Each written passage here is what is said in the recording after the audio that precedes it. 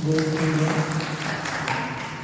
श्रद्धानंद वीर बलिदानियों तेरे तो दवाना स्वरूप 5-7 मिनट के लिए हमारे लिए होगा जी।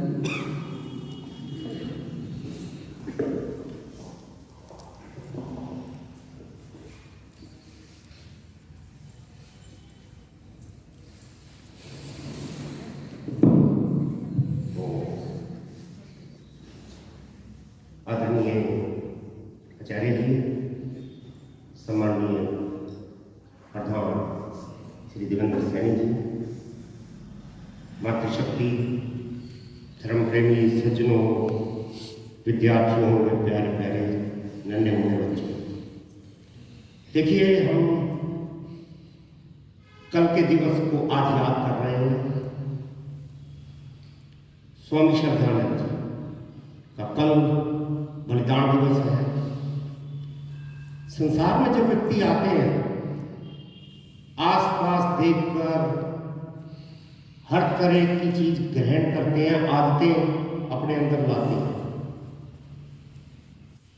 स्वामी श्रद्धानंद जी के अंदर ऐसी कोई भी चीज नहीं रही थी जो बुराइयों में ना हो, और सारी उन्होंने अपने अंदर ले ली थी। जो बरेली का जिक्र हो रहा था, स्वामी महर्षि दयानंद जी वहां आए तो उनके पिताजी ने मुंशी राम जी को कहा कि जरा एक बार सत्संग में वो आना। और जब उन्होंने सत्संग सुना, प्रभावित हुए, स्वामी जी से विचार विमर्श किया, कई बातों का, शंकाओं का निवारण हुआ, तो आर्य समाज के दूसरे नंबर पे मैं तो मानूंगा महर्षि दयानंद जी के बाद जिस व्यक्ति ने कार्य किया वो स्वामी श्रद्धानंद जी। कितनी बातें करें, कांग्रेस के भी प्रेसिडेंट रहे। और प्यारे विद्यार्थियों, मैं जब आप जितना था ना आर्य समाज के मंचों से, मैंने कभी मैं महात्मा गांधी के पक्ष में बात ही नहीं सुनी। और जब मैं विद्यालय में जाता तो उनके बारे में बहुत कुछ लिखा मिलता। मेरे दिमाग में बहुत असमंजसता थी कि एक व्यक्ति को वहां महात्मा बनाया गया है, जबकि आर्य समाज का मंच राष्ट्रभक्तों की, राष्ट्र के प्रति समर्पित व्यक्तियों को हमेशा याद करता है। मैंने गालियां तक सुनी है, ऐसे व्यक्तियों से भी मेरी मुलाकात हुई, लेकिन कभी भी मैं समझ नहीं पाया कि ये चीज होती क्यों है। ना मैंने घर जिक्र किया, लेकिन जैसे जैसे मैंने धीरे धीरे पुस्तकों का अध्ययन किया और जैसे सोशल मीडिया आया, उसके बाद तो बाढ़ सी आ गई। टाउन हॉल से जब स्वामी श्रद्धानंद जी जुलूस लेकर निकले थे ना, सलीने ताड़ दी थी अंग्रेजी सेना। और स्वामी जी ने पूरा सीना खोल के कहा था, पहले चलाओ मेरे ऊपर। हार कर घुड़सवारों को भी पीछे होना पड़ा और पैदल सैनिकों को भी पीछे हटना पड़ा, और पूरा जुलूस लेकर स्वामी श्रद्धानंद जी चले। और मैं आज ये इसी मन से ऐलान कर रहा हूं, और शायद ही कोई होगा और नहीं होगा, ये वो व्यक्ति थे जिन्होंने न केवल जामा मस्जिद की सीढ़ियों से वेद मंत्र का उच्चारण किया, अपितु स्वर्ण मंदिर के अकाल तख्त पर। आर्य समाज के मंचों में सभी बोलते हैं, लेकिन उन दो विशेष स्थानों के ऊपर अपने वक्तव्य को रखना और वेद मंत्र का उच्चारण करना भविष्य में शायद ही हो पाए। भूतकाल में तो जो हुआ है वो आपके समक्ष है।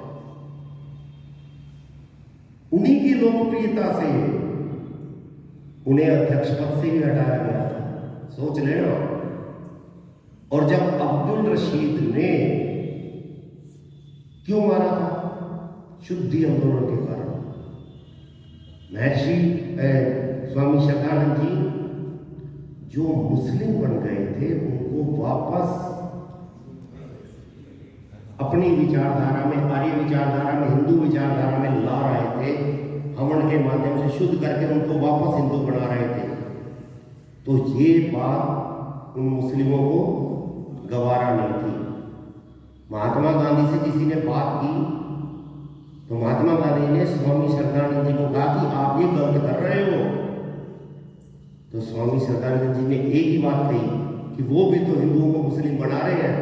कहते वो उनका धर्म कहता है। तर्क देखिए, आप सब बुद्धिजीवी वर्ग से मैं बात कर रहा हूं, सोच लेना कि कौन ठीक था कौन गलत था, मैं नहीं बताऊंगा, वो उनका धर्म कहता है। लेकिन वापसी उसी विचारधारा में लाना क्या हमारा धर्म नहीं कहता? और तो और जब उनकी हत्या कर दी गई, मैं महात्मा गांधी ने क्या कहा, मैं अगर जरूरत पड़ी तो अब्दुल रशीद का केस लड़ूंगा, और लड़े। प्यारे श्रोताओं, इतना ही लड़ने का शौक था तो भगत सिंह का केस क्यों नहीं लड़ा गया? तर्क है सीधे मेरे को, उन तर्कों का जवाब कोई दे दे, मैं संतुष्ट हो जाऊंगा। इतने ही लड़ने की उम्मीद कई क्योंकि कांग्रेस के अंदर वकील थे, जवाहरलाल नेहरू भी थे, महात्मा गांधी भी थे, किसी ने भगत सिंह का केस तो नहीं लड़ा? लड़ना चाहिए। चंद पंक्तियां आचार्य जी की आज्ञा से जरूर रखूंगा। लंबी कविता है लेकिन एक ही पैरा आपके समक्ष रखूंगा क्योंकि समय ज्यादा हो रहा है। अभी हमने आचार्य जी को भी सुनना है। स्वामी श्रद्धानंद आपका नाम रहेगा सदा अमर। प्राण आपने किए समर्पित भारत मां के चरणों पर। हे दयानंद ऋषि की सेना के महान यशस्वी सेनानी, धर्म युद्ध में प्राण समर्पण करने वाले बलिदानी, हे गुरुकुल के संत तपस्वी वेदों के श्रद्धालु महान, हे गुरुकुल के संत तपस्वी वेदों के श्रद्धालु महान, आर्य संस्कृति के संरक्षक, हिंदू जाति के प्रेरक प्राण। जब देखा भारत के बालक अंग्रेजों के बड़े गुलाम, भूल गए ऋषियों की शिक्षा, यूरोप का लेते नाम, फिर से वेद शास्त्र की शिक्षा का संकल्प किया। गंगा की लहरें फिर झूमी वेद ऋचाओं की लय पर, ऋषियों के युग की यादों से जाग उठे सपने सुंदर। स्वामी श्रद्धानंद आपका नाम रहेगा सदा अमर।